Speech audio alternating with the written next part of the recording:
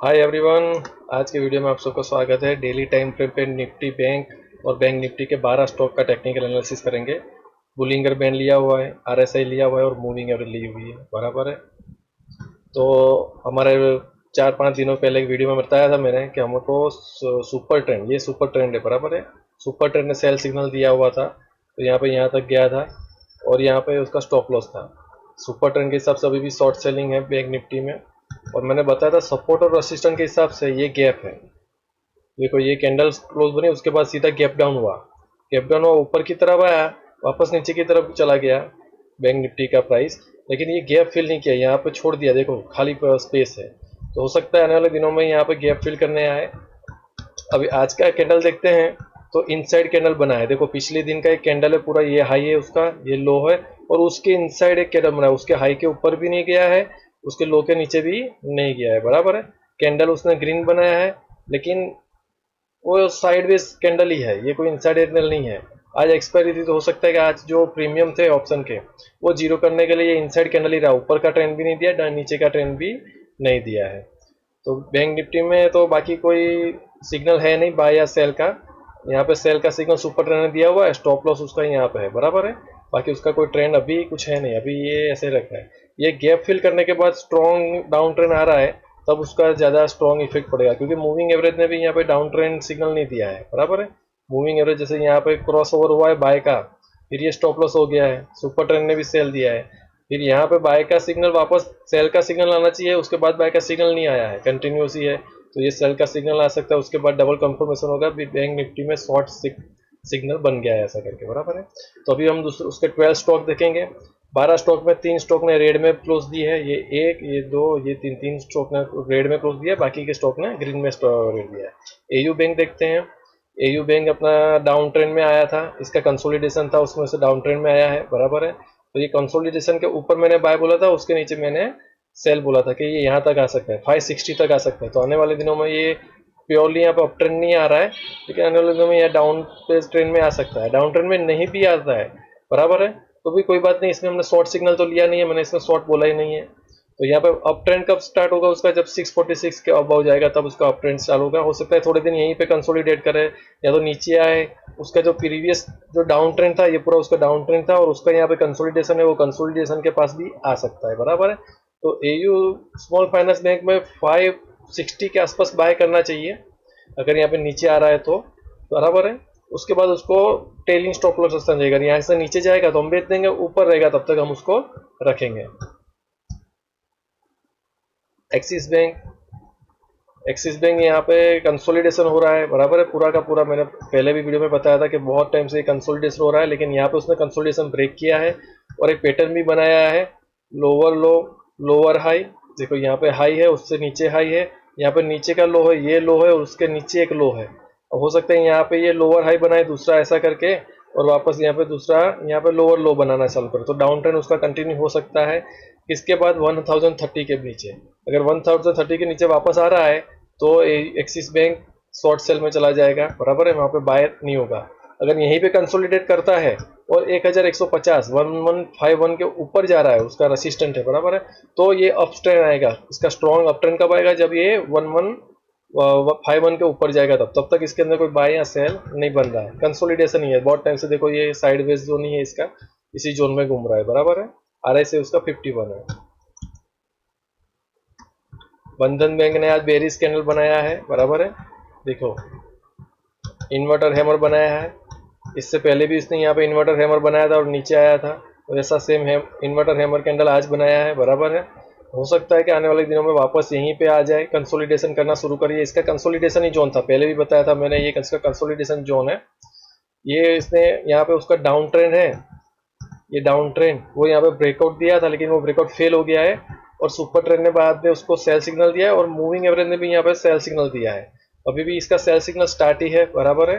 हो सकता है आने वाले दिनों में और भी नीचे जाए, ये डाउन ट्रेंड कंटिन्यू करे, या भी हो सकता है आज जिस लोगों ने शॉर्ट सेल किया है उन लोगों का स्टॉप लॉस हंट करें यहाँ पे, कि ज़्यादातर स्टॉप लॉस कहाँ पे होंगे, यहीं भी होंगे, तो शॉर्ट सेलिंग वालों का स्टॉप लॉस हंट करके वापस नीचे भी आ सकता है। अरे से उसका 48 है, यहाँ पे कोई बाय सिग्नल नहीं बन रहा है, तो अगर बाय बन रहा है तो यहाँ पे वापस 186 के ऊपर जाएगा, तो यहाँ पे बाय बन सकता है। उसके नीचे तो ये साइडवेज जोन ही है, और वापस अगर सेल सिग्नल कब बनेगा, जब 177 नीचे के नीचे जाएगा, 177 के नीचे जा रहा है तो सेल सिग्नल बन जाएगा हमारा, 187 के ऊपर जाएगा तो बाय सिग्नल बन जाएगा हमारा। ठीक है, RSI उसका 48 है।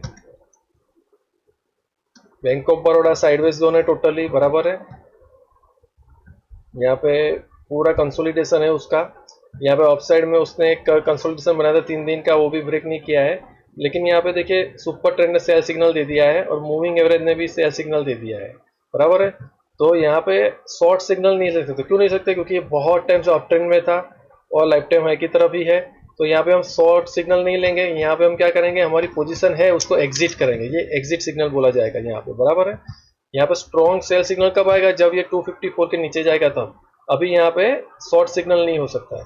हाँ ये हो सकता है, देखो ये यहाँ पे higher high higher low higher high, यहाँ पे लोअर लो बनाना चालू किया, यहाँ पे देखा, यहाँ पे लोअर लो और लोअर हाई। तो हो सकता है ये लोअर लो लोअर हाई लोअर लो नहीं बनाया, यहाँ पे हायर लो बना दिया है।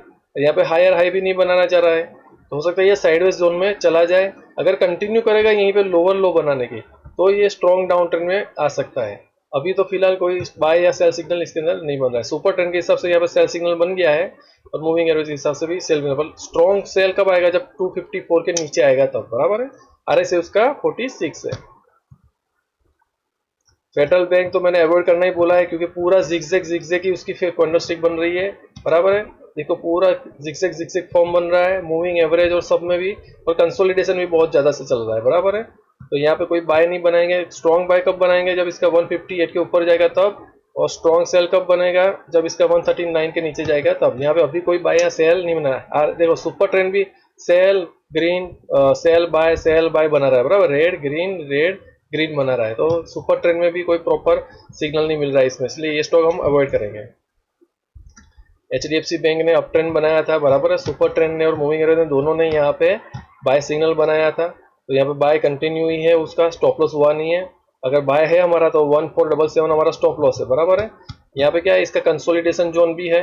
स्ट्रॉन्ग बाय कब बनेगा, 1560 के ऊपर डबल स्ट्रॉन्ग बाय बन जाएगा। 1560 के ऊपर जाएगा तो इसमें बहुत ही स्ट्रॉन्ग बाय बन जाएगा। अभी ऑलरेडी बाय पोजीशन में है ही HDFC बैंक, बराबर है। यहीं से ही यहाँ से यहाँ बाय है, बराबर है। तो यहाँ पे बाय रखेंगे। स्टॉप लॉस हमारा क्या आएगा, 1477। अगर 1477 के नीचे आ रहा है तो हम एग्जिट हो जाएंगे, वरना इसमें बाय रखेंगे। 55 है RSI उसका।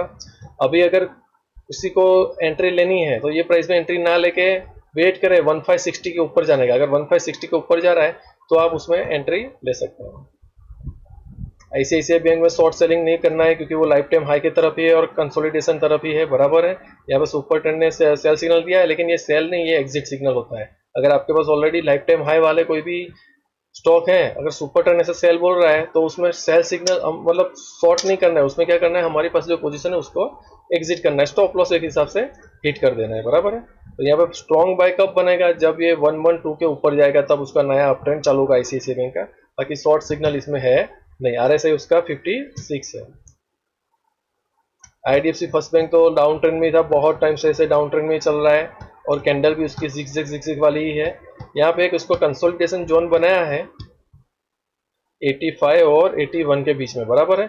85 और 81 के बीच में यहाँ पे बहुत टाइम निकल रहा है, तो उसके बाद हम डिसाइड कर सकते हैं अगर 81 के नीचे जाएगा तो इसमें शॉर्ट सिग्नल बन जाएगा, और 85 के ऊपर जाएगा तो बाय सिग्नल बन जाएगा। अभी के हिसाब से अभी कोई भी बाय सेल यहाँ पे करना नहीं चाहिए। क्यों? क्योंकि वो तो लॉन्ग टाइम से डाउन ट्रेंड में है, और अभी अभी जस्ट यहाँ पे किसने, सुपर ट्रेंड ने बाय सिग्नल दिया है। तो ये बाय सिग्नल नहीं है, क्या है, स्टॉप सिग्नल है।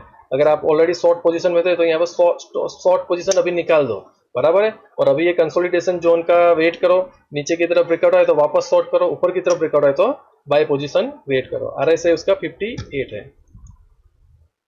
इंडसइंड बैंक तो बहुत ही टाइम से उसका कंसोलिडेशन जोन में ही चल रहा है यहाँ पे ही, बराबर है। तो यही कंसोलिडेशन जोन उसका कंटिन्यू है। अभी उसमें कोई बाय या सेल नहीं है।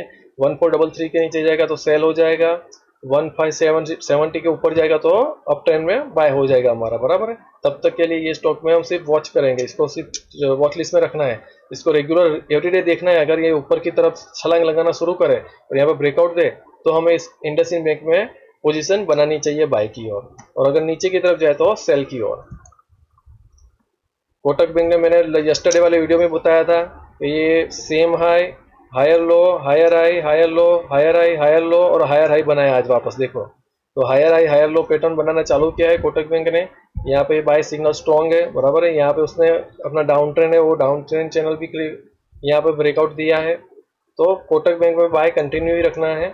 अब स्टॉप लॉस का इसका ट्रेलिंग स्टॉप लॉस रख सकते हैं, क्योंकि 2 दिन के यहाँ पे जो है, समझो ये 3 दिन का है, तो पिछले 2 दिन का जो लो है, ये पिछले 2 दिन का जो लो है उसके नीचे जाएगा तो हम एग्जिट हो जाएंगे, बराबर। सेम वैसे जैसे जैसे आगे बढ़ता जाएगा वैसे वैसे हमारा ये स्टॉप लॉस ऊपर होता जाएगा। समझो ये लास्ट 2 दिन का लो ये है, फिर ये हो गया, फिर ये हो गया, ऐसा करके हम हमारा स्टॉप लॉस ऊपर की तरफ लेके जाएंगे। पंजाब नेशनल बैंक अपने लाइफ टाइम हाई की तरफ ही है, बराबर है। यहाँ पे शॉर्ट नहीं लेना है। आईसीआईसीआई बैंक में भी मैंने बताया था कि जो लाइफ टाइम हाई के पास में होता है वहाँ पे शॉर्ट सिग्नल नहीं होता है। अगर कोई सिग्नल ऐसे मिल रहा है तो वो हमारी पोजीशन एग्जिट करने के लिए मिल रहा है, शॉर्ट सिग्नल बनाने के लिए नहीं बना रहा है। नया बाय कब बनेगा इसके अंदर, जब 138 के ऊपर जाएगा तब इसके अंदर नया बाय बन रहा है। अभी के हिसाब से कोई बाय बन नहीं रहा है। ये उसका कंसोलिडेशन जोन है, ये उसका अपर कंसोलिडेशन जोन है और ये इसका रेगुलर कंसोलिडेशन जोन है, बराबर है। यहीं पे अंदर ये सपोर्ट और रेसिस्टेंस के हिसाब से गोल गोल घूम रहा है। तो यहाँ पे साइड हो रहा है, अगर यहाँ पे ब्रेकआउट दिया तो ये ऊपर जाने के चांसेस है, वरना यहाँ पे साइडवेज में रहेगा पंजाब नेशनल बैंक। RSI उसका 57 है। स्टेट बैंक ऑफ इंडिया भी देखो कंसोलिडेशन जोन बनाया हुआ है यहाँ पे, बराबर है। ये स्मॉल अप ट्रेंड बनाया था, यहाँ पे उसने ब्रेकआउट दे दिया नीचे की तरफ। अभी वापस उसी को सपोर्ट रेसिस्टेंट बना के नीचे की तरफ आ सकता है, तो यहीं पे साइडवेज में रहेगा state bank of India. State bank of India में स्ट्रॉन्ग बाय कब बनेगा, 792 के ऊपर जा रहा है तो, और स्ट्रॉन्ग सेल कब बनेगा 722 के नीचे जा रहा है तो। तब तक के लिए कोई position state bank of India में लेनी नहीं चाहिए। तो ये था हमारा आज तक का वीडियो। आप आपका बाय सेल अपना खुद का टेक्निकल एनालिसिस से कीजिए, या तो आपके जो